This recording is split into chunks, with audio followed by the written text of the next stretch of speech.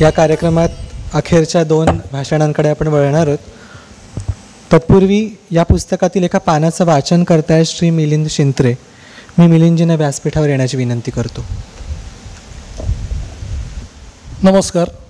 खूप उशीर झाला आहे मला कल्पना आहे, त्याच्यामुळे मी अजिबातच इकडचं तिकडचं काहीही न बोलता रंगमंचावरच्या महान व्यक्तिमत्वांना नमस्कार करून वाचनाला सुरुवात करतो.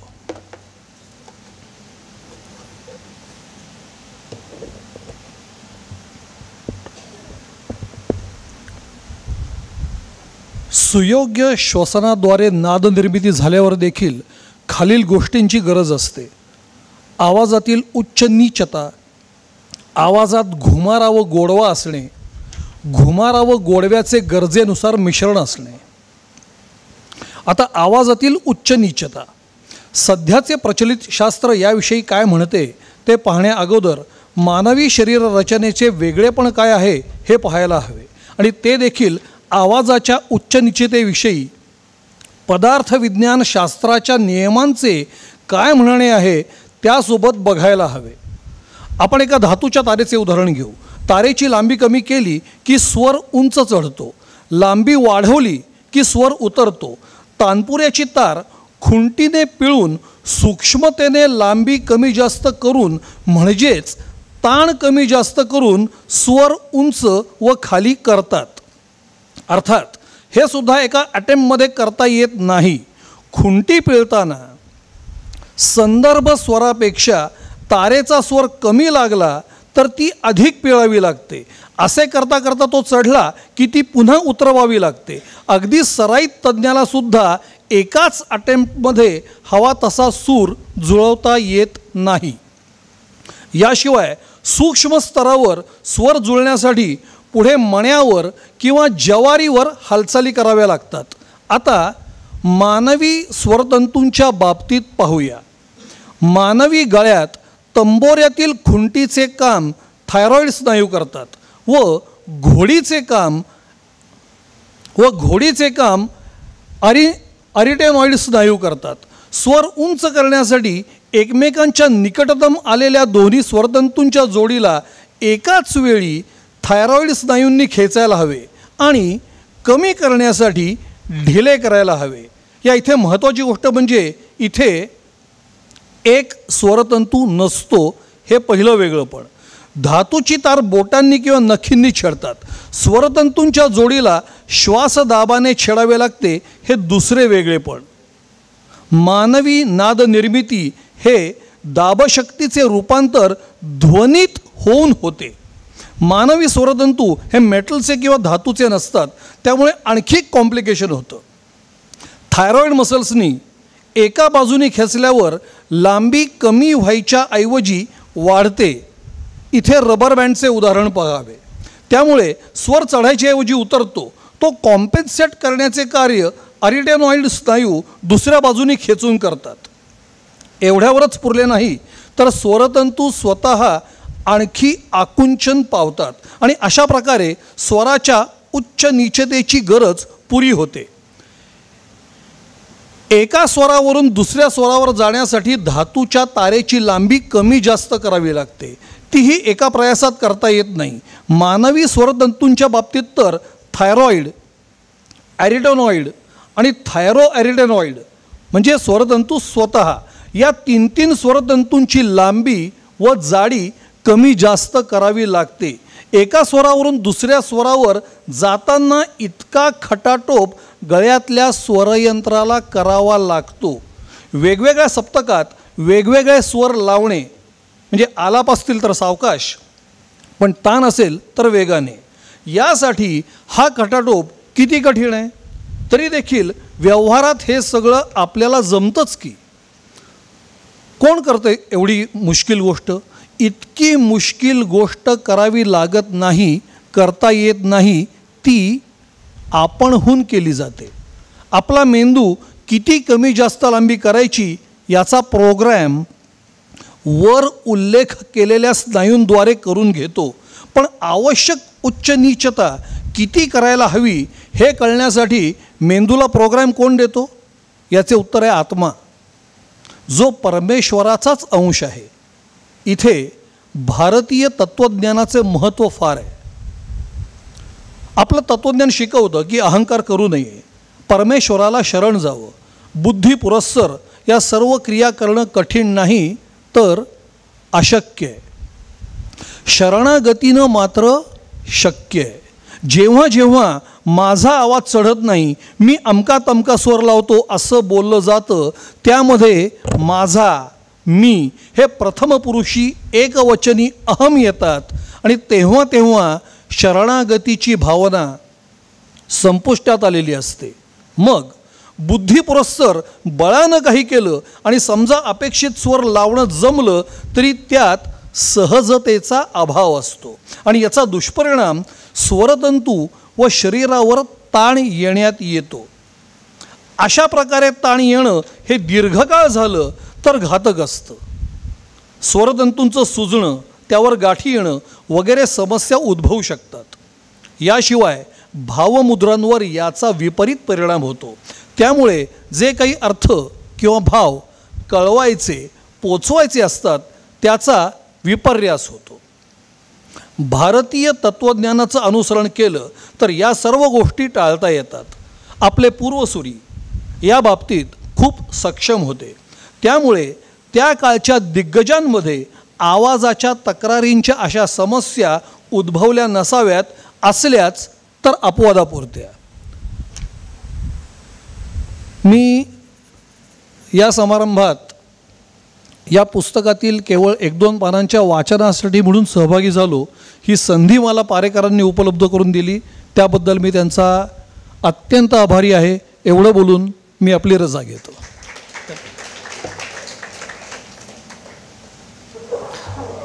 धन्यवाद मिलिंदजी.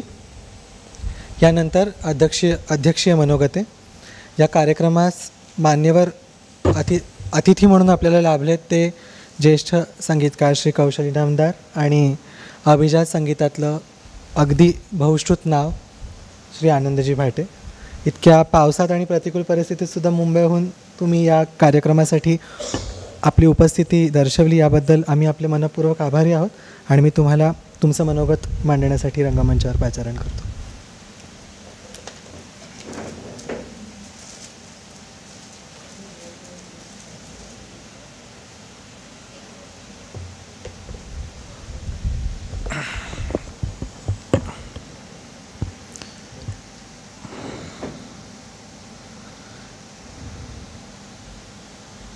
नमस्कार. सर्वप्रथम मुंबईहून इथे यायला मला जो उशीर झाला त्याबद्दल मी सर्वांची क्षमा मागतो. आज पाऊस पण चिक्कार होता आणि त्यामुळे ट्रॅफिकसुद्धा, आणि यायला 4-1 तास 5-5.5 तास लागले मला इथे. म्हणजे मुंबईतनं बाहेर पडायलाच खूप वेळ लागला. त्यामुळे त्याबद्दल दिलगीर आहे आणि म्हणजे क्षमा तर मागतोच, पण मला जरा हळहळी वाटली की या कार्यक्रमाचा जो उत्तरार्ध आत्ता मी बघितला त्याच्यावरनं पूर्वार्धही किती रंगला असेल याची मला एक थोडीशी जाणीव झाली.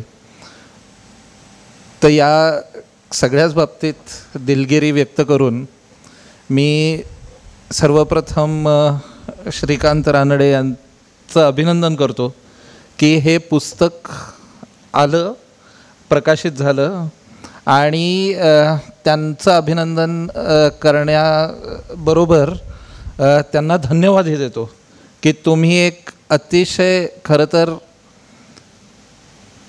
फार कमी ज्याच्यावर लिहिलं गेलं आहे अशा विषयावर प्रकाश टाकलात. माझ्या आठवणीप्रमाणे प्राध्यापक बार देवधरांचं पुस्तक हे मला वाटतं भारतीय आवाजशास्त्राचं साधारण पहिलंच पुस्तक असेल, आणि त्याच्यानंतर डॉक्टर अशोक रानड्यांनी एखादं पुस्तक लिहिलेलं आहे मला वाटतं. त्यांच्या भाषण रंग या पुस्तकामध्ये सुद्धा आवाजशास्त्राबद्दल त्यांचा उल्लेख त्यांनी केला होता, आणि संगीतासाठी आवाजशास्त्र हे डॉक्टर रानड्यांनी बऱ्याच लोकांना त्यांच्या वर्कशॉप्समधनं वगैरे सुद्धा शिकवलेलं आहे. यात ज्या 3 संज्ञा आहेत की आवाज साधनेचं रहस्य आणि म्हणजेच परंपरागत भारतीय जीवनशैली ही 4थी संज्ञा, या मला सगळ्या महत्त्वाच्या वाटतात, एक एक सुट्या सुद्धा. पहिली गोष्ट म्हणजे पुस्तक वाचल्यानंतर पूर्वी असं व्हायचं की एखादं पुस्तक वाचलं की आपल्या ज्ञानात भर पडली असं वाटायचं. आता असं वाटतं की आपला अज्ञानाचा आवाका अजून किती आहे याची जाणीव होते प्रत्येक पुस्तक वाचल्यानंतर. जितकं वाचू तितकं असं वाटतं की अरे अजून पुढे आहेच की काहीतरी, की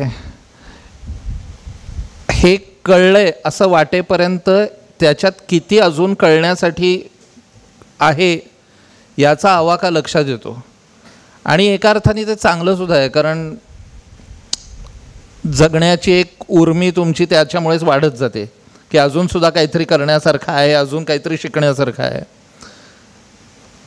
रानडे सरांचं पुस्तक वाचून मला अगदी हेच जाणवलं की इतकी वर्ष संगीतामध्ये राहूनसुद्धा आपण काही गोष्टी गृहीत धरतो की सुरात आपल्याला गाता येत आहे म्हणजे आपल्याला आवाज कळलेलाच आहे आपला.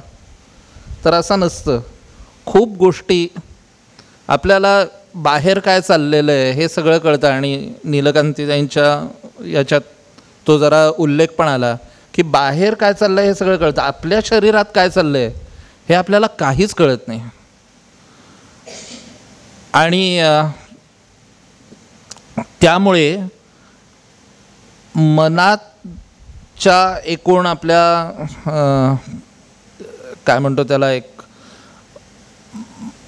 मनाची मदत घेऊन आपल्या शरीरात काय चाललेलं आहे याची फक्त आपण कल्पना करू शकतो. तसंच माझं आवाजाच्या बाबतीत मला नेहमी वाटतं.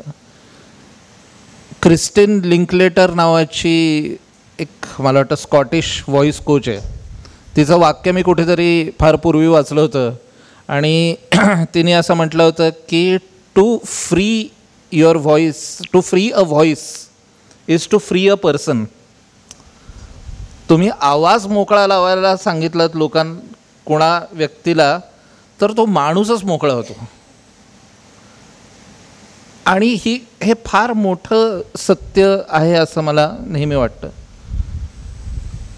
आता अलीकडे गाण्याच्या क्षेत्रात आणि विशेषतः भावसंगीताच्या क्षेत्रात काय झालं आहे तुम्हाला सांगतो. आणि हे मला परत जाणवलं. आत्ता नीलूताईंनी याच्याबद्दल किशोर कुमार, मोहम्मद रफी, लता मंगेशकर यांच्याबद्दलसुद्धा त्यांचा उल्लेख केला, त्यामुळे ते आणखीन जरा गडदपणे आत्ता मला पुन्हा एकदा जाणवलं की इंटरनेटची खिडकी उघडली आणि आपल्याला बऱ्याच गोष्टींचं, पाश्चात्य गोष्टींचं सुद्धा एकदम आकर्षण वाढलं. त्यात काही गैर नाही. काहीतरी नवीन बघितल्यावर त्याच्याबद्दलचं आकर्षण वाढणं, त्याचं आकर्षण वाटणं हे अगदी स्वाभाविकच आहे. किती काळ आपण त्या आकर्षणात राहायचं आणि त्याच्यावरनं काही आपण धडे गिरवायचे की नाही हे मात्र आपल्याला जरा तपासून बघितलं पाहिजे. ह्या ज्या अनेक गोष्टी इंटरनेटच्या खिडकीतनं आल्या, तसं संगीत पण आलं तिकडचं पाश्चात्य. पूर्वी काय व्हायचं की RD बर्मन, SD बर्मन म्हणालात तुम्ही, तर पाश्चात्य काही चाली त्या उचलून त्या हिंदी गाणी करायचे. त्याच्यात एक गाणं उचलणं किंवा चोरी करणं हा त्याच्यात मागचा भाव नसायचा. आपण काहीतरी सुंदर ऐकलेलं आहे आणि ते आता आपण या लोकांना कसं ऐकवू. एकूणसुद्धा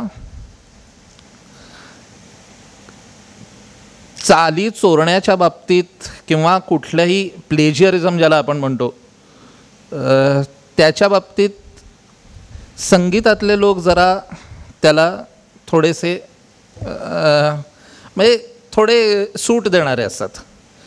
लेखकांइतके ते असे त्याच्याबद्दल मिलिटंट नसतात की बाबा हे चोरलं माझं. त्याचं कारण असं आहे की 12 स्वर आहेत. 12 स्वरांचीच सगळी तुमची मुसाफिरी असेल तर एवढीच शिदोरी असेल तर तुम्हाला काहीतरी साम्य जाणवणारच. तर त्यामुळे कोणी कुणाचं काही घेतलं असेल तर ज्याचं काहीतरी घेतलेलं आहे त्याला ती दादच वाटते की अरे यांनी माझं वापरलं. ही चांगलीच गोष्ट आहे. पूर्वी जसं तुका म्हणे असं लावून नंतर कोणीही लिहायला लागायचं, कारण एक तर त्याला क्रेडिबिलिटी मिळते आणि दुसरी गोष्ट म्हणजे मुख्य प्रवाहात आपलं गाणं येतं. तसं बऱ्याच संगीतकारांना ती दादी वाटायची. पण हे होतं की एखादं चांगलं गाणं ऐकलं तर हे आपल्याला कसं ऐकवता येईल लोकांना, कारण सगळ्यांकडे तेव्हा ते उपलब्ध नव्हतं. त्यामुळे अनेक आर डी बर्मनच्या, एस डी बर्मनच्या, सलील चौधरींचं गाणं आहे इतना न मुझसे तू प्यार बढ़ा के मैं एक बादल आवारा. आता ही मोत्सार्टची सिम्फनी आहे. आत्ता आपल्याला माहिती आहे, त्यावेळी किती कमी लोकांना ते माहिती असेल की ही मोत्सार्टची सिम्फनी आहे. आणि त्यानिमित्ताने हे सगळं संगीत आपल्यालाही ऐकायला मिळालं त्या काळात. इंटरनेटची खिडकी उघडली आणि ते मात्र सगळं म्हणजे की आता हा उदात्त हेतू बंद झाला चाली चोरण्यामागचा की मी घेतलं कारण तुम्हाला ऐकायला मिळेल. आता i2fs.com नावाची एक साईटच आहे ज्याच्यावर चोरलेली गाणी तुम्हाला सापडतात सगळी. आणि एक साधारण 35-40 हजार गाणी आहेत तिथे की भारतीय संगीतकारांनी चोरलेली गाणी. प्रीतममुळे त्यांचा सर्व्हर डाऊन झाला असंही मी ऐकलं आहे.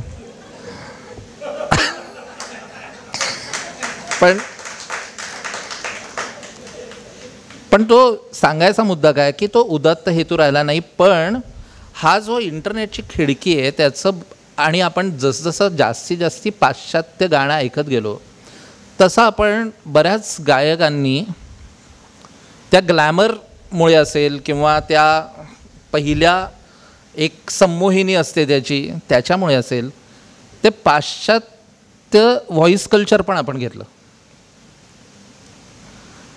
आणि त्यामुळे भारतीय भाषांमध्ये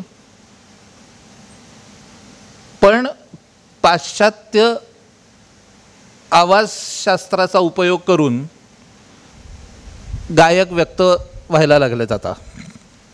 तर त्याचाही तोटा नाही. तोटा याचा आहे की ते पुन्हा एकदा आपल्या भारतीय आवाजशास्त्राकडे बघत नाहीत.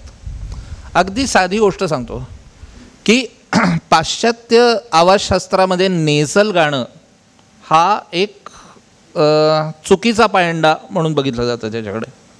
पण भारतीय उच्चारांमध्येच अनुनासिक स्वर इतकेत आणि आवाज इतकेत, त्याचे आवाज इतकेत की तुम्हाला त्याच्यापासून सुटकाच नाही आहे. आणि ते आपलं सौंदर्यस्थळ एक अनुनासिक कुठला तरी स्वर गाणं हे भारतीय संगीताचं सौंदर्यस्थळ आहे. आणि वेगवेगळे गायक वेगवेगळ्या तऱ्हेने उच्चार करतात आणि वेगवेगळ्या तऱ्हेने ते गातात. आता आनंद इथे बसलेला आहे आणि भीमसेनजी त्यांचे उच्चार हे त्या किराणा घराण्याच्या गायकीला अनुसरून ते असे मुलायम करून टाकायचे इतके ते की त्या काय म्हणतो त्या आमचे सत्यशील काका म्हणतात की त्या स्वराच्या आत्म्याला धक्का पोचू नये इतके ते समजा तो असा उच्चार थोडासा हार्ड असेल तर ते मुलायम करून टाकतात किराणा घराण्याचे, कारण स्वर केंद्रस्थानी आहे. आणि वेगवेगळ्या तऱ्हेने हे आवाजशास्त्र वापरलं वेगवेगळ्या गायकांनी. ते सगळे या भारतीय जीवनशैलीतनं निर्माण झालेलं आवाजशास्त्र आहे. आता सगळे गायक गायिका अरिजित सिंग सारखं गातात. म्हणजे उदाहरणार्थ मी तुझ्या प्रेमात असंच गातात सगळे एकच. तुम्हाला त्यामुळे एक मोनोकल्चरकडे आपण जातोय असं तुम्हाला वाटायला लागतं. भारतीय तुम्ही भाषांचा अभ्यास केलात, तुम्ही इकडच्या संस्कृतीचा साहित्याचा अभ्यास केलात, तर तुम्ही भारतीय आवाजशास्त्राकडे जाल आणि ते तुम्हाला कोणीतरी शिकवायला पाहिजे. आणि म्हणून याच्यावरचं लेखन महत्त्वाचं आहे असं मला वाटतं. कारण हे उपलब्धच नाही आहे, फार कमी उपलब्ध आहे. बरं, डॉक्टर आनड यांनी लिहिलं हे उत्तमच आहे, पण त्यांची बोलण्याची भाषा जितकी ओघवती आणि साधी होती तितकं त्यांचं लिखाण क्लिष्ट आहे. त्यामुळे 2-2 पानं 4-4 दिवस वाचावी लागतात. आणि हे सत्य आहे. म्हणजे मी त्यांचा अगदी चाहता असलो तरी मला त्यांनी लिहिलेलं एक चित्रपट संगीतावरचं पुस्तक आहे, ते पूर्ण करायला मला 6 महिने लागले. कारण वाक्य सुरू करून त्याचा शेवट होईपर्यंत तुम्ही वाक्याची सुरुवात काय आहे ते विसरता. ते इतकं कठीण क्लिष्ट, कारण त्यांना नेमकं लिहायचं असतं.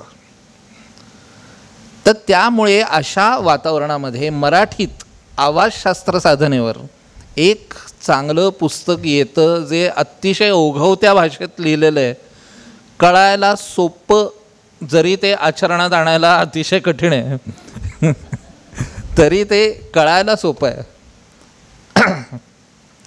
तर हे आलं, याचं अत्यंत मला ही स्वागतार्ह बाब वाटते.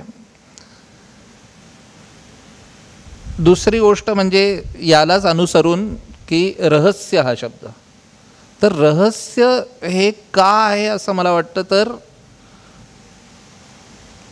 एक परंपरेमधनं आचरणात सगळे आणतात, पण आपल्याकडे गुरु शिष्य परंपरेमुळे काय झालं आहे की प्रश्न विचारायची मुभा राहिलेली नाही आहे. गुरु सांगतो तसं कर, मी म्हणतो तसं तुम्ही करा, का ते विचारू नका. याला काही सुयोग्य अशी कारणं पण आहेत. कारण अरे बाबा, तुला बेसिकच कळलं नाही आहे तर का कशाला विचारतोस, हे एक त्याचं कारण आहे. दुसरं कारण, ते गुरुलाच बहुतेक वेळा कळलेलं नसतं, ते नेणिवेत आलेलं असतं पण जाणीवेत आलेलं नसतं. आणि मग तो म्हणतो की नाही नाही मी करतो ना, हे बरोबर आहे, माझा अनुभव आहे, हां मी तुला शिकवतो. ते का, त्याच्या मागचं कारण काय, त्याच्या मागची कारण मीमांसा काय, याच्यावर विचारच झालेला नसतो आणि ते सांगितलंच जात नाही. आणि त्यामुळे मग पुढच्या पिढ्यांमध्ये ते हळूहळू महत्त्व सुटत जातं. आणि मग जे एकेकाळी धडधडीत सगळ्यांना माहिती होतं त्याचं रहस्य होतं, कारण ते सांगितलं जात नाही. ते पुढच्या पिढ्यांपर्यंत तू हे कर, पण हे का कर हे सांगितलं जात नाही. आणि त्यामुळे अशा वेळी कोणीतरी ते रहस्य उलगडून सांगावं लागतं पुन्हा, आणि पुन्हा त्या रहस्याचं एक ज्ञानात रूपांतर करावं लागतं. तर ते हे झालेलं आहे. आणि तिसरी गोष्ट म्हणजे हा शेवटचा मुद्दा, की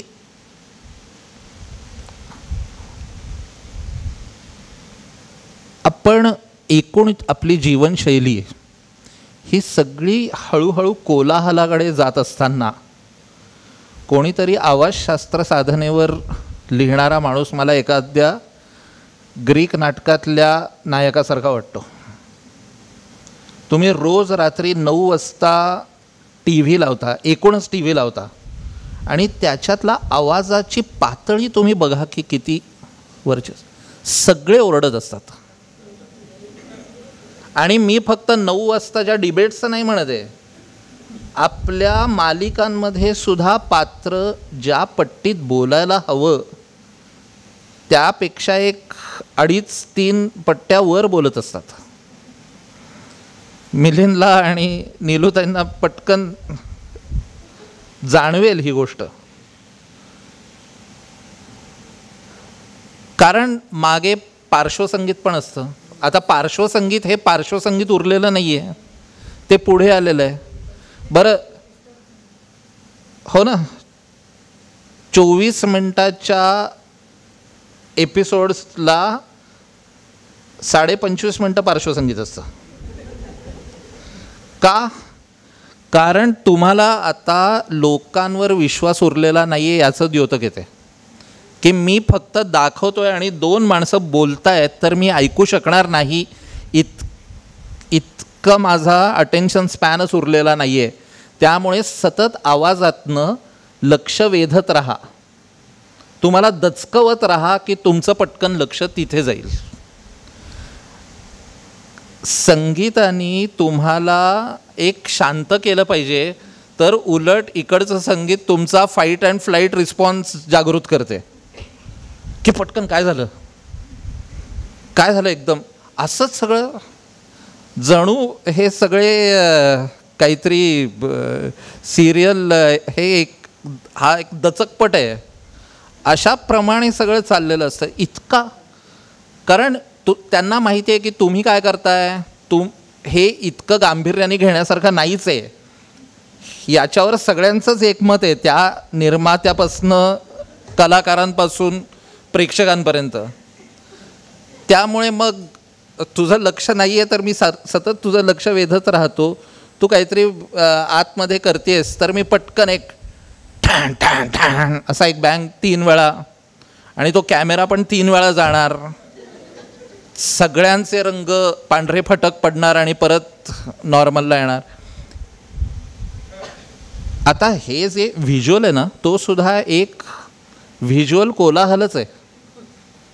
आणि या कोलाहलाच्या जगात राहतो आपण. तुम्ही आपल्या शहरांमधला नॉईज फ्लोअर बघा, हळूहळू तो इतका वाढत चालला आहे की आपल्याला काय वाटतं माहिती आहे, भांडण झालं की आवाज चढतो. आताचा काळ असा आहे की आवाज चढल्यामुळे भांडणं होतात. विचार करा याच्यावर तुम्ही. तुमचा नॉईज फ्लोअर इतका आहे, मुंबईतल्या गोखले रोडवर किंवा पुण्याच्या लक्ष्मी रोडवर राहणारे लोक, त्यांना सतत ट्रॅफिकचा आवाज येतो. बरं, असा ट्रॅफिक इथे गप्प बसणार आहे का? मला जरा कुठे जायचं आहे असं काही नाही, जाणार गुडलकच्या याच्यावरच आहे मी, नाक्यावर, पण तिथे जाण्याकरता सतत तुम्ही 150 वेळा हॉर्न वाजवणार. अशा सगळ्या वातावरणात तुम्ही राहत असताना, तुमचा नॉईज फ्लोअर वाढत असताना, तुम्हाला कोणीतरी सांगणं अतिशय गरजेचं असतं की बाबा एक जरा 1.5 पट्टी खाली बोल, ही आवाजाची साधना कर आणि शांत हो. आणि त्यामुळे या पुस्तकाचं येणं हे पुन्हा एकदा मला या कारणासाठी सुद्धा स्वागतार्ह वाटतं. पुस्तकाचा ऐवज काही मी तुम्हाला सांगत नाही, तर मग तुम्ही वाचणार काय. आणि पुस्तक जरी छोटं असलं तरी मला असं वाटतं की ते परत परत वाचण्यासारखं आहे. पुन्हा एकदा तुम्ही त्याच्याकडे जाल, पुन्हा एकदा जाल. आत्ता मिलिंदनी वाचलेला भाग तो मला या निमित्ताने परत आठवला. आता मला असं वाटतं की परत एकदा जाऊन ते वाचलं पाहिजे, पिचचा विचार केला पाहिजे, या सगळ्या गोष्टींचा विचार, आणि सतत तो जागरूकपणे करत राहणं गायकांना वगैरे तर गरजेचंच आहे. पण मला असं वाटतं की आता हा, पूर्वी एक ठीक होतं की तुमचं शैक्षणिक धोरण हे सगळं याच्यानंतर जे बदललं आपल्या औद्योगिक क्रांतीनंतर, की एक हायरार्की ठरली विषयांची, की अगदी वरती हे विज्ञान असेल आणि मग गणित असेल, मग त्याच्यानंतर कॉमर्स असेल, मग ह्या सगळ्या ह्युमॅनिटीजचे सब्जेक्ट, आणि जमलं तर भाषा. मग शेवटी आता वेळ बदललेली आहे, भाषा शिकवायला पाहिजे हो चांगली. युनिव्हर्सिटीत शिकवत नाही, मला मिलिंदच्या फेसबुक पोस्ट वाचाव्या लागतात चांगली भाषा कळण्यासाठी. आणि मराठी ठारमारीवर तर त्याचं आयुष्य चाललंय आता सध्या. तो मॉनिटाईज करायला पाहिजे असते. इतके लोक इतकी वाईट भाषा वापरत आहेत, तर तुम्ही भाषा चांगली वापरता का नाही? ते काय म्हणतात, ॲरिस्टोफेन्स म्हणाला होता की high thoughts must have high language. एकदा पंडित सत्यदेव दुबे हे एका वर्कशॉपमध्ये म्हणाले होते आणि मी ते होतो तिथे आणि ते फार सुंदर म्हणाले. ते म्हणाले तुमचे विचार स्पष्ट हवे असतील तर तुमची भाषा स्पष्ट पाहिजे. भाषा स्पष्ट नाही तर विचार कसे स्पष्ट असतील. आणि त्याच्याबरोबर हा जो रानडे सर त्यांनी त्यांच्या पुस्तकात आवाज आणि नाद याचा विचार केला आहे. हृदयनाथ मंगेशकरांच्या एका जुन्या मुलाखतीत त्यांना विचारलं आहे, सुधीर गडगळांनी मुलाखत घेतली आहे की तुम्ही गेयतेचा विचार करता का. ते म्हणले नाही, गेयता वगैरे फार मोठे शब्द वाटतात मला नाद महत्त्वाचा वाटतो. हा नाद आणि आवाज आणि कोलाहल याचा आपण विचार करतोय का. हे काय याच्यात नेमक्या वेगवेगळ्या गोष्टी आहेत. आत्ता कोणीतरी खळखळ या शब्दाचं तुम्हीच म्हणालात ना नीलूताई. असे मराठीत इतके शब्द आहेत की जे ध्वनीतनं आलेले आहेत. पाऊस रिपरिप पडतोय का तुम्ही ढसाढसा रडता, पाण्याची खळखळ होते, झरझर चालत जातो आपण, सळसळ वारा वाहतो, अशी दुसरी कुठलीही भाषा नाही आहे. कुठलीही भाषा नाही ज्याच्यातनं ध्वनीतनं इतके सगळे शब्द तयार झालेले आहेत. दारावर टकटक केली, हे सगळे ध्वनी इतका आपण विचार केलेला आहे. आणि म्हणून त्या भारतीय शब्दाचा मला फार महत्त्वाचा वाटतो. आपल्याकडे वेलरेड या संज्ञेसाठी कुठल्याही भारतीय भाषेमध्ये त्याचा अनुवाद नाही आहे. आपल्याकडे बहुश्रुतच असतात लोक. पाडगावकर नवीन कवींना सांगायचे जेव्हा ते पुस्तक घेऊन जायचे त्यांचं किंवा बाळ घेऊन जायचे की माझ्या कविता वाचा, पाडगावकर म्हणायचे मला ध्वनी ऐकव, त्याचा ऐकव ती कविता. आता आपल्याकडे मध्यंतरी मी एका कार्यक्रमाला माझी मुलाखत होती, तिथे गेलो होतो. त्या मराठीच्या प्राध्यापिका होत्या. त्या मला म्हणाल्या तुम्ही गाणी बिणी करता ते ठीक हो, पण तुम्ही कवितेच्या वाटेला का जाता. म्हटलं वाटेला जाता म्हणजे नाही, गाणी करणं ठीक आहे पण म्हटलं कवितांना चाल करणं हे जरा, म्हटलं अहो काय करणार, सुचते. त्यावर त्या म्हणाल्या नाही तुम्ही काय करता माहिती आहे का. इंटरेस्टिंग होतं त्यांचं. मी एवढंच सांगून थांबवतो माझं भाषण. त्या म्हणाल्या की तुम्ही तुमची चाल इतकी सुंदर करता की शब्दांकडे आमचं लक्षच जात नाही त्यामुळे. आणि त्यामुळे कधीकधीच वाईट कवितासुद्धा चांगली वाटायला लागते तुमच्या चालीमुळे. आणि तुम्ही आस्वादकाला तुमच्या चालीचा चष्मा देता ती कविता अनुभवण्याकरता. जी डोळ्या वाटे थेट मनात उतरते तीच खरी कविता, असं त्यांचं म्हणणं होतं. गमतीशीर आहे पण भारतीय नाही आहे. तुम्ही बहिणाबाईंचं काय करणार. डोळ्या वाटे मनात उतरणारी कविता असं बहिणाबाईंना सांगितलं असतं तर महाराष्ट्र मुकला नसता एका प्रतिभावंत कवयित्रीला. अहो इकडे परंपराच ऐकवण्याची आहे, परंपराच नादाची आहे, परंपराच आवाजातनं सांगण्याची आहे. इथे बुल्लेशाह चिमट्यावर गायला, इकडे मीराबाई एकताऱ्यावर गायली, तुकाराम तंबुरीवर गायले, बहिणाबाई वाऱ्याच्या सुरावर गायली. या भूमीत तुम्ही कोणाला सांगणार की तुम्ही कवितांना चाली करू देत. आणि मी त्यांना म्हटलं की तुम्ही अहो शिकवता म्हणजे तरी काय करता. तुम्ही समीक्षकी चष्माच देता की तुमच्या मुलांना. मग ते तुम्हाला चालतं तर गाणं एखादं केलं तर का नाही चालत. आणि दुसरा जो प्रश्न आहे की तुम्ही छान चाल करता आणि आम्हाला गुंगवून टाकता, हे खोटं आहे म्हटलं. तुम्ही चहा पिता पिता माझ्याशी गप्पा मारू शकता तर चाल ऐकता ऐकता शब्द ऐकायला काय हरकत आहे. आणि संगीतकार ही काही कुरिअर सर्व्हिस आहे का शब्द पोचवण्याची. त्याचं काहीतरी म्हणणं आहे ना त्या गाण्याबद्दल. नाही, तात्पर्य असं आहे की आपला भारतीय समाज हा श्रुतीमधून स्मृतीमध्ये ज्ञान साठवून ठेवणाराच समाज आहे. हे परंपरेचं आहे, ते तुम्हाला नाकारता येत नाही, तुम्ही कितीही नाकारलं तरी. मी नाही मानत. अहो उद्या तुम्ही म्हणाल मी ग्रॅव्हिटी नाही मानत, काय फरक पडतो. जे आहे ते आहेच ना. त्यामुळे याची पुन्हा एकदा जाणीव करून देणारं हे तुम्हाला पुस्तक आहे. माझ्या असं लक्षात झालं की आवाजशास्त्राचं किंवा आवाज साधनेचं पुस्तक वाचता असता फक्त आवाज साधनेबद्दलच मी वाचत नाही आहे, तर या एक अखंडित परंपरेचं दर्शन मला हे पुस्तक देतं. आणि म्हणून मला या पुस्तकाबद्दल एक अत्यंत एक संगीतकार म्हणून, गाण्यातला माणूस म्हणून एक जिव्हाळा वाटतो. आणि पुन्हा एकदा मी श्रीकांत रानडे यांना धन्यवाद देतो की तुम्ही हे पुस्तक लिहिलं आणि हे गरज होती आजची. एवढं बोलून मी माझं 2 शब्द थांबवतो. धन्यवाद.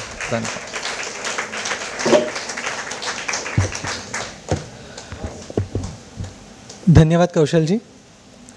एक महत्त्वपूर्ण उल्लेख करावासा वाटतो आहे. कौशलजी राज्य शासनाच्या संगीत उपसमितीचे अध्यक्ष आहेत आणि परवा जाहीर झालेल्या महाराष्ट्र शासनाच्या सांस्कृतिक धोरणाचं एक प्रमुख स्तंभ म्हणून त्यांनी काम पार पाडलं आहे. आणि if I am not wrong, त्यांनी व्हॉईस कल्चर हा विषयसुद्धा त्याच्यामध्ये त्याचाही अंतर्भाव केलेला आहे. तर तुमचे मनपूर्वक अभिनंदन आणि आपले मनपूर्वक आभार. आणि यानंतर शेवटचं अध्यक्षीय मनोगत. भारतरत्न स्वरभास्कर पंडित भीमसेन जोशी यांचे शिष्य आणि किराणा घराण्याच्या युवा पिढीचं नेतृत्व करणारे पंडित आनंदजी भाटे. व्यासपीठावर बसलेले रानडे सर, कौशल कुलकर्णी, प्रसाद कुलकर्णी आणि तुम्ही सर्व अतिशय जाणकार असे श्रोते आणि रसिक. आत्ता इथे या प्रकाशनाच्या समारंभाला येऊन मला खूप छान वाटलं, कारण पुस्तक तर वाचताना चांगलं वाटलंच होतं, पण त्याच्याबद्दल आज स्वतः रानडे सर जे बोलले, त्यांनी जे संक्षिप्त स्वरूपात काही गोष्टी विशद केल्या किंवा त्या पुस्तकाबद्दल आपल्यापैकी बरेच जण खूप छान बोलले. आणि त्याच्यानंतर आत्ताच कौशलनी इतक्या छान प्रकारे त्या पुस्तकाच्या विषयाचं, त्याच्यातल्या प्रत्येक शब्दाचं विवेचन आणि त्याच्या मागचं जे महत्त्व आहे ते खरं म्हणजे इतक्या छान प्रकारे सांगितलं आहे की ॲक्च्युली काय पॉईंट्स जे मी ठरवून आलो होतो ते मी विसरलो त्याचं भाषण ऐकताना. मी फक्त थोडक्यात एवढंच सांगणार आहे की या पुस्तकाचा जो विषय आहे तो मला का जवळचा वाटला आणि तो मला का भावला. जेव्हा सचिन पारेकरने पहिल्यांदा मला सांगितलं की असं असं पुस्तक आहे आणि ते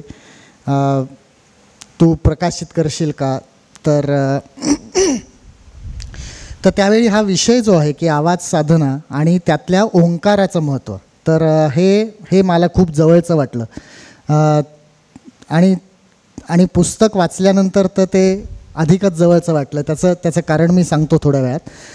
पण सर्वात पहिल्यांदा जसं कौशल म्हणला तसं रानडे सरांचे खूप आभार, त्यांना धन्यवाद द्यायला पाहिजेत की त्यांनी या विषयावर पुस्तक लिहिलं आहे.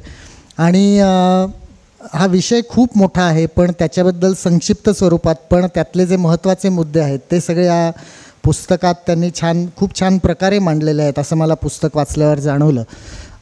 आणि दुसरं मला त्या पुस्तकामधलं भावलं की अतिशय मेथॉडिकली स्ट्रक्चर्ड पुस्तक आहे ते, की आवाज साधना म्हणजे पाश्चात्य संस्कृतीमध्ये त्याच्याबद्दल काय काय लिहिलं गेलेलं आहे आणि मग भारतीय जीवनशैलीमधले कुठले घटक त्याच्याशी रिलेटेड आहेत आणि त्यातल्या आपल्या जीवनशैलीतल्या कुठल्या घटकांनी ते जे शास्त्र आहे ते आपण अंगीकारलं आहे. हा जो एक मेथॉडिकल फ्लो आहे ना, तर तो पुस्तक वाचताना आपल्याला खूप जाणवतो आणि भावतो. आणि त्याच्यामुळे ते पुस्तक थोडं, हा विषय क्लिष्ट असल्यामुळे काही त्यातल्या संज्ञा क्लिष्ट आहेत, पण या फ्लोमुळे ते आपल्याला पटत जातं, ते भावत जातं. तर ते मला खूप चांगलं वाटलं पुस्तक वाचताना. आणि हा जो विषय आहे, आता भारतीय जीवनशैलीतले जे घटक आहेत की ज्याच्यामुळे आवाज साधनेला इनहेरंटली आपण महत्त्व दिलं गेलेलं आहे, जरी त्याच्याबद्दल लिहिलं गेलेलं नसलं तरी त्या घटकांपैकी एक प्रमुख घटक आहे तो म्हणजे ओंकार. आणि हा विषय मला खूप भावण्याचं कारण म्हणजे आमच्या किराणा घराण्याच्या जे आवाज साधनं आहे तर त्याच्यात ओंकार साधनेला खूप जास्त महत्त्व आहे. म्हणजे मी जेव्हा भीमसेनजींकडे पहिल्यांदा शिकायला गेलो तर आधी मी नाट्यसंगीत शिकत होतो, शास्त्रीय संगीत पण शिकत होतो, त्यामुळे मला त्यातलं शास्त्र थोडंफार माहिती होतं. पण पुढचं मला शिकवण्याच्या आधी किंवा रागसंगीत शिकवण्याच्या आधी, किराणा घराण्याची गायकी शिकवण्याच्या आधी जवळजवळ 1-1.5-2 वर्ष, मला नक्की आठवत नाही पण असा काहीतरी 1.5-2 वर्षाचा काळ असेल की पंडितजींनी माझ्याकडनं फक्त आवाजाची साधना करून घेतली होती आणि त्याच्यात ओंकार हा खूप महत्त्वाचा पार्ट होता. आणि त्याच्यामुळे मी ह्या संकल्पनेशी खूप लवकर स्वतःला रिलेट करू शकलो. आता काही गोष्टी त्या ओंकाराचा रियाज करताना जाणवल्या, काही गोष्टी मला नंतर भीमसेनजींचे एक स्नेही आहेत पै म्हणून, चंद्रा पै म्हणून, तर त्यांच्याशी बोलता बोलता भीमसेनजींचं आणि त्यांचं जे काही जे बोलणं झालं होतं त्याच्यातनं मला एक्सप्लिसिटली कळल्या. आणि त्यातल्या बऱ्याच गोष्टी अशा आहेत की या पुस्तकाच्या विषयाशी आणि त्यात जे रानडे सरांनी लिहिलेलं आहे त्याच्याशी खूप जवळचे आहेत. म्हणजे ओंकार ते जसं अ, उ आणि म या तिन्हीचा संयोग आहे आणि जसं ते श्वसनाशी रिलेटेड आहे की ॲबडॉमिनल ब्रीदिंगशी ज्या प्रकारे रिलेटेड आहे तर ते बोलताना गाताना हे खूप महत्त्वाचं आहे. आणि त्याचबरोबर दुसरा जो त्यांनी आपल्याला जे वर्णोच्चार शिकवले जातात किंवा आपण काही संस्कृत श्लोक म्हणत असताना ते आपले वर्णोच्चार शब्दोच्चार हे आपसूक शुद्ध होत असतात, तर त्याचासुद्धा गायनकलेशी किती संबंध आहे ते पण या पुस्तकात खूप छान प्रकारे विशद केलेलं आहे. आणि या ओंकार साधनेमुळे अजून एक म्हणजे आता थोडक्यात सांगायचं म्हणलं तर आपली जी संपूर्ण व्हॉईस प्रोडक्शन सिस्टीम आहे तर त्याला एक प्रकारचा व्यायाम देण्याचं काम ओंकार करत असतो. कारण फुफ्फुसांपासून जसं उदरश्वसनात डायफ्रॅमपासून आपण सुरुवात करतो की तो आकुंचन प्रसरण पाहून जे त्याच्यामुळे जे श्वसन होतं आणि तेव्हापासून जी व्हॉईस प्रोडक्शनची सुरुवात होते ती पुढे स्वरतंतूंच्या थ्रू येऊन तोंडातनं आणि नाकाच्या पोकळ्यातून की जे थेट डोक्यापर्यंत आहे आपल्या, तर ही जी सगळी सिस्टीम आहे तर ह्याला ओंकार हा एक प्रकारचा एक्झरसाइज आहे, व्यायाम आहे. आणि त्याच्यामुळे भीमसेनजींचंच एक वाक्य आहे की ओंकार साधना केली तर आवाजाला एक प्रकारचं तेज निर्माण होतं. तर तेज निर्माण होतं म्हणजे काय की आपण जेव्हा गातो त्यावेळी बेस फ्रिक्वेन्सीज असतात, ट्रेबल फ्रिक्वेन्सीज असतात, म्हणजे ज्याला आपण लोअर ऑक्टेव म्हणजे मंद्र सप्तकात गाताना आपण कमी फ्रिक्वेन्सीज असतात आणि तारसप्तकात गाताना ट्रेबल म्हणजे हाय फ्रिक्वेन्सीज असतात. तर त्या फ्रिक्वेन्सीज आणि आपली व्हॉईस प्रोडक्शन सिस्टीममध्ये तो आवाज कसा निर्माण होतो आणि कसा त्याचं प्रोजेक्शन होतं याच्याशी रिलेटेड आहेत. म्हणजे आपण जर ओम म्हणत असू, तुम्ही मुद्दामा प्रयोग करून बघा की आपण जेव्हा ओम म्हणतो तर त्यावेळी अ आणि उ याचा संयोग होऊन जो ओ आपण म्हणत असतो त्यावेळी आपल्याला इथे डायफ्रॅम असतो आणि आपली लंग्ज असतात, फुफ्फुस असतात, तिथे आपल्याला व्हायब्रेशन जाणवतात. जसं आपण मकाराकडे जातो तसं आपल्याला वरच्या भागामध्ये म्हणजे नाकाच्या आतल्या पोकळ्या किंवा डोक्यापर्यंत जे सायनसेसच्या पोकळ्या असतात तर तिथे व्हायब्रेशन जाणवतात. म्हणजे तुम्ही मुद्दाम घरी गेल्यावर एक करून बघा की ओम म्हणताना डोक्यावर हात ठेवा, तर जेव्हा म म्हणत असतो आपण त्यावेळी डोक्यापर्यंत आपल्याला व्हायब्रेशन जाणवतात. आणि म्हणून मला असं नेहमी वाटतं की ओंकार जो आहे तो या सगळ्या आपल्या ज्या व्हॉईस प्रोडक्शन सिस्टीमशी खूप रिलेटेड आहे, तो बेस आहे. आणि पुस्तकात तुम्ही जो मुद्दा मांडला आहे की आपण जेव्हा मंद्रसप्तकाकडून तारसप्तकाकडे जातो तर त्यावेळी घुमारा आणि गोडवा म्हणजेच जो बेस फ्रिक्वेन्सीज आणि वरच्या फ्रिक्वेन्सीतून येणारा गोडवा याचं जे बॅलन्स पाहिजे. तर तो येण्यासाठी ओंकार साधनेचा खूप खूप जास्त फायदा असतो. आणि तुम्ही भीमसेनजींचं जर गाणं ऐकलं तर त्यांचा जो आवाज होता ते ह्याचं सगळ्यात उत्तम उदाहरण आहे. कारण मी आत्ता मगाशी चंद्रापाईंचा उल्लेख केला, तर त्यांनी भीमसेनजींच्या गाण्याचं एक ॲनालिसिस केलं होतं, फ्रिक्वेन्सी ॲनालिसिस केलं होतं आणि ते त्यांनी आम्हाला दाखवलं होतं. तर भीमसेनजींचा जेव्हा तारसप्तकातला षड्ज लागायचा इकारयुक्त, की जो प्रसिद्ध होता त्यांचा, तर त्याच्यात तारसप्तकाकडे आपल्याला माहिती आहे की ट्रेबल फ्रिक्वेन्सीज जास्त आहेत. पण त्या जर नुसत्या ट्रेबल फ्रिक्वेन्सीज असत्या तर तो असा घुमारदार लागला नसता किंवा कंप्लीट लागला नसता, तो किरटा लागला असता.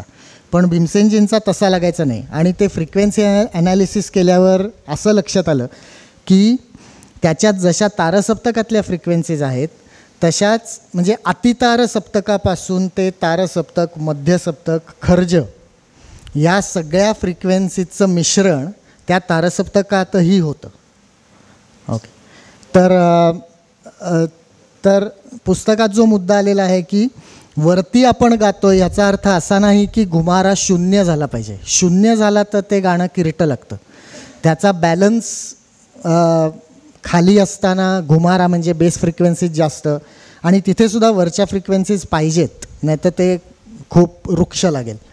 आणि जसे आपण वरती जातो तसा घुमारा कमी, पण तो शून्य होता कामा नाही. वरच्या फ्रिक्वेन्सीज असल्या तरी त्याच्यात तो बेस फ्रिक्वेन्सीचा अंश पाहिजे. तर ह्या सगळ्या गोष्टी म्हणून मला म्हणजे सचिन जेव्हा पहिल्यांदा म्हणला तेव्हाच हे मी रिलेट केलं स्वतःला. पण पुस्तक वाचताना या सगळ्या गोष्टी ऐकलेल्या आणि बघितलेल्या असल्यामुळे किंवा अनुभवलेल्या असल्यामुळे मला ते खूप मी स्वतःला रिलेट करू शकलो या पुस्तकाशी. तर तेच तेवढंच तुमच्याशी शेअर करावं असं वाटलं. आणि परत एकदा ह्या विषयावर असं काहीतरी फॉर्मल पुस्तक असणं हे खूप गरजेचं होतं. त्याबद्दल खरंच सर तुमचे धन्यवाद.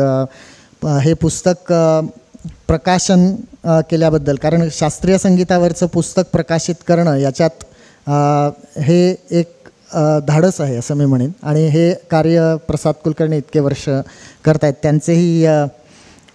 त्यांचंही अभिनंदन, धन्यवाद. आणि अमोल टी व्हीचे सगळेच पारेकर कुटुंबीय, त्यांचेही धन्यवाद की त्यांनी हा असा कार्यक्रम इथे आज घडवून आणला. मला खूप चांगलं वाटलं इथे येऊन आणि त्याच्याबद्दल त्यांचेही धन्यवाद. कौशल इथे मुंबईहून खूप कष्ट करून आला, त्याबद्दल थँक्स.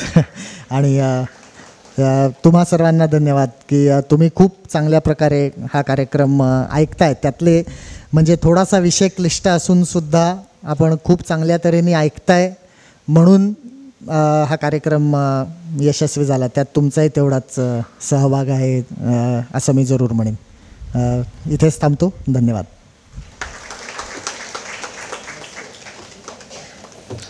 मनपूर्वक धन्यवाद आनंदजी. यानंतर अनअवॉइडेबल आणि एका औपचारिक कार्यक्रम म्हणजे आभार प्रदर्शन.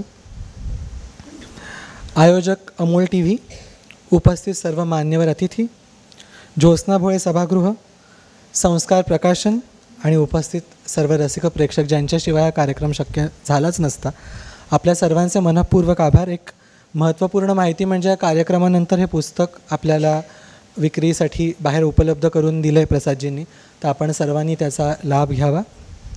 आणि कबीराच्या शब्दात सांगायचं तर या सगळ्या पूर्ण विचारांचा जो काय उहापोह झाला आहे त्याचा गोषवारा एवढाच की साधो यहत्तन थाट तंबुरेका एचत तार मरोरथ खोटी, काकांच्या भाषेत ॲरिटोनॉइड्स आणि थायरॉइड्स, एचत तार मरोरथ खोटी निकसत राग हजूरेका, म्हणजे तो प्रणव स्वरूप ओंकार. तर या ओंकाराची कृपा प्रत्येक साधकावर व्हावी अशीच नादब्रह्मचरणी प्रार्थना करतो. आणि हे पुस्तक तुम्ही विकत घ्याल आणि काकांच्या भाषेत सांगायचं तर त्याचं रिझल्ट ओरिएंटेड ॲप्लिकेशन कराल अशी अपेक्षा व्यक्त करतो आणि इथेच थांबतो. हा प्रकाशन सोहळा संपन्न झाला असं जाहीर करतो. सर्वांचे मनःपूर्वक आभार.